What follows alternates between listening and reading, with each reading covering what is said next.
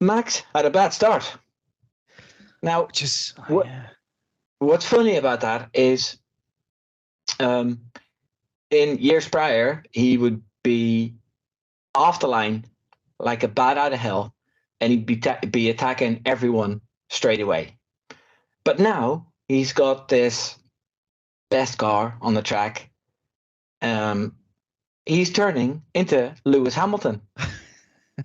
He's turning into Lewis Hamilton in his prime. And I said on Twitter, it's like Freaky Friday with Hamilton and Verstappen. Because in this situation, it was Hamilton making a dive on the inside, pushing Max wide, and overtaking him.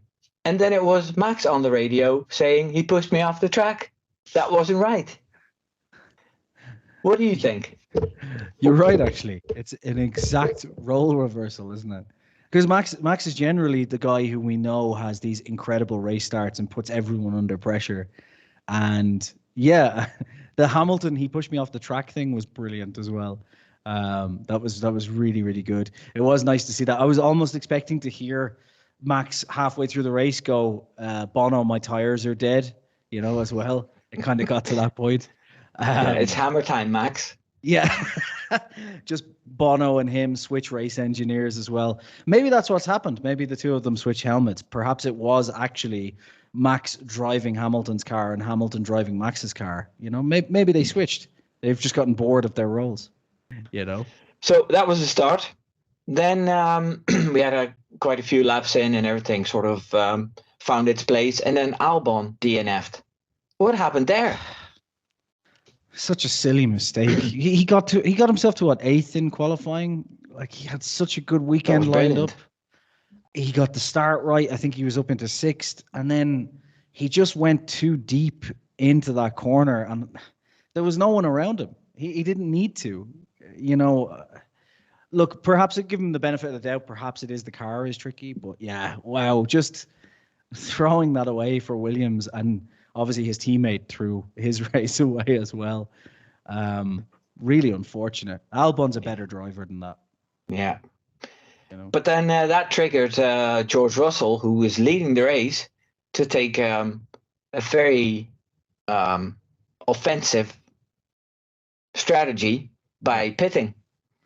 And George called that himself. He probably thought that he could save those 10 seconds, and that a pit stop under a safety car is shorter.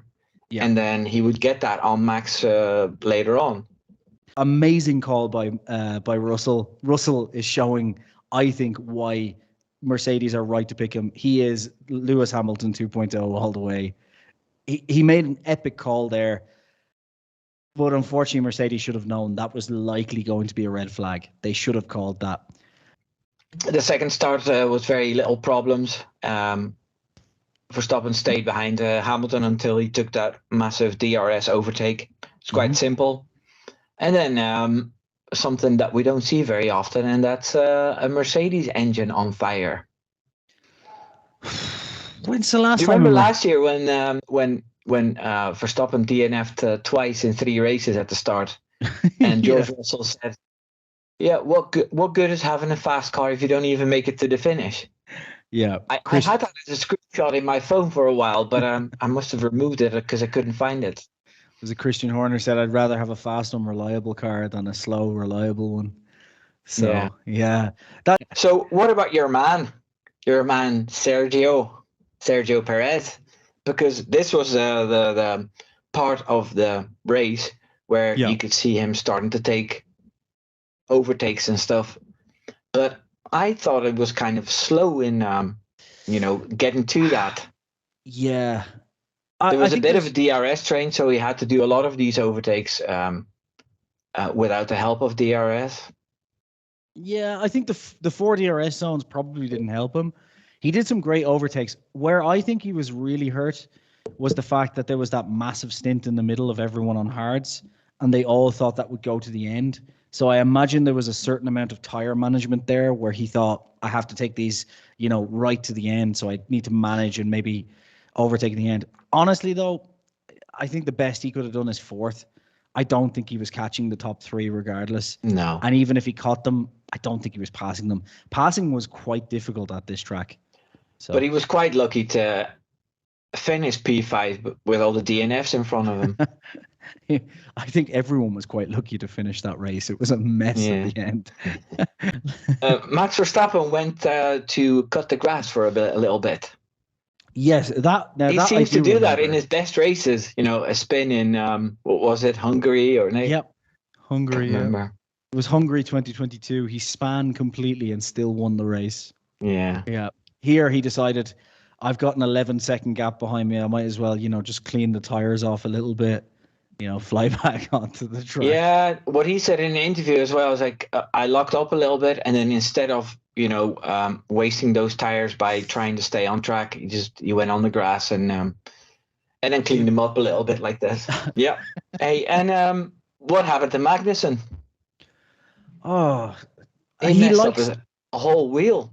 He likes to lose his tires at Australia, right? This isn't the first time that he's lost a wheel in Australia. Oh God, those messed up pit stops was that for Haas. That was 2017 or 2018. I can't remember. Oh, it's a long time ago.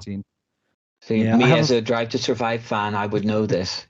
I feel like it was 2017, but it could likewise be 2018. I think he got quite unlucky there because he only touched the barrier slightly. It wasn't like he massively plowed into it, but it cracked the rim on the car and then the tire exploded. It all came off, but just unlucky. But at the same time, it was a mistake. He should have known how close the barrier was. But yeah, but that cost another red flag. I'll tell you something. I made jingles for the Wimbo winner of the weekend and the Wimbo bozo of the weekend. But would it be an idea if you had your Wheelsport wanker of the weekend? And who would it be? Wheelsport Ted Kravitz. Yeah, probably would be. or the steward who gave Sainz a penalty. Well, after the restart, that was caused by Magnussen's red flag. We had that other big pileup, and it started with Sainz going in way too fast and too hot and hitting Fernando Alonso. Yep. This doesn't make any sense to me why he got... Look, he went too fast, went too hot, hit Alonso, but realistically, it was a lap one incident, right?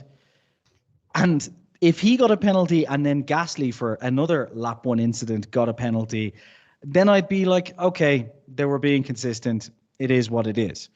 But not only did they not give Gasly a penalty, they also just reset the race back to the lap before. So technically, none of that happened, and Alonso continued, whereas the Alpines didn't get to continue. So what Gasly did actually caused more damage for Alpine than what Sainz did for Alonso.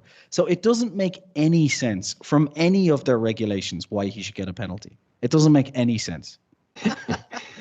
Well, my last point was criticism on the FIA because they can't do anything right and nobody agrees with them and there was 3 red flags. But I think we touched upon all that. We can go through it again if you want. No, it's fine. But that brings me to what I've touched upon earlier. The Wimbo winner of the weekend. My Wimbo winner of the weekend is a team.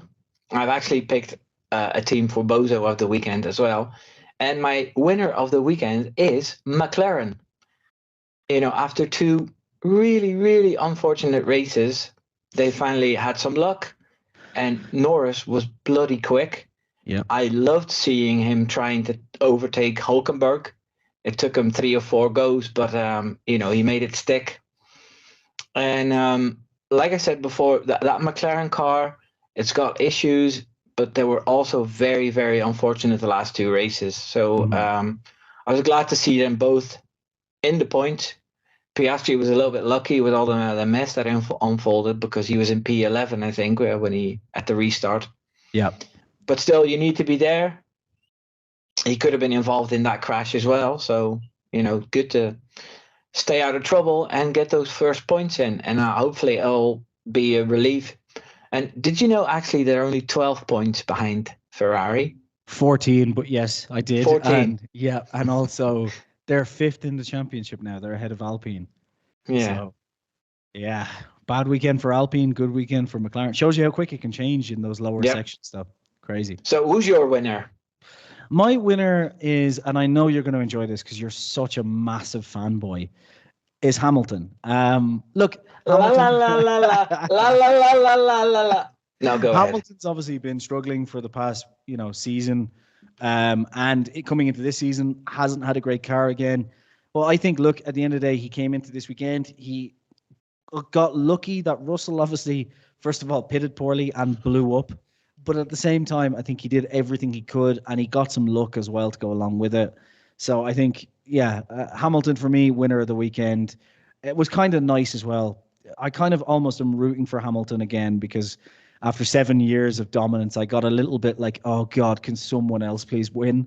But it's kind of nice to see him fighting from the back foot, and you kind of remember why he got that seat in the first place. So he'd be my winner of the weekend, Moving on. Alleged, sorry. The Wimbo Bozo of the Weekend. Now, I have the Ferrari team because they have done pretty much nothing impressive the whole weekend. Sorry, I just wanted to roll up my hopes for Ferrari on screen while you're talking.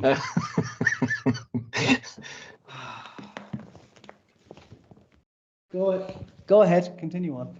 It's over. Well, they've done nothing impressive all weekend long. And then Sainz was in a pretty decent position, and he binned it as well. Do you think Leclerc was at fault with the Stroll collision? Or was that more Stroll, not knowing about other cars around him? There was nothing Angels. Stroll could do in reality there. I think that was a proper racing incident. Sorry, these are Ferrari's hopes. So like the Stroll incident, Stroll just got boxed in, so there was not really much they could do there. I think even Leclerc said afterwards he understands that Stroll couldn't do anything. It was just a proper racing incident because Alonso was trying his best to get on top of Hamilton as well. There was nothing they could do. But Ferrari. Like, what do they have to do to win a championship win? What do they have to do? Yeah, well, not this. They have to win a championship. That's what they need to do. But yeah. Hey, and who is your bozo of the weekend? I hate to say this, but it's Albon. And just to clarify, Albon did a spectacular job in qualifying. He did a spectacular job at the start of the race. He was up to 6th, and that's why he's my bozo of the week, because there was a lot more people who made worse decisions and worse moves, but he threw away what could have been an incredible result for Williams. You're saying his success over the weekend made what he threw away much worse. Yes, exactly. Whereas if he had qualified at 11th and he made that mistake from P10, then it would have been nothing. I could say Alpine because they threw each other away. I could say Sargent because of the late braking, but I just think because Williams, a 6th place for Williams would be like Williams getting a podium at this stage. It was just such a big thing he threw away with such a silly mistake. He went in too hot there. He didn't even have anyone putting him under pressure from behind.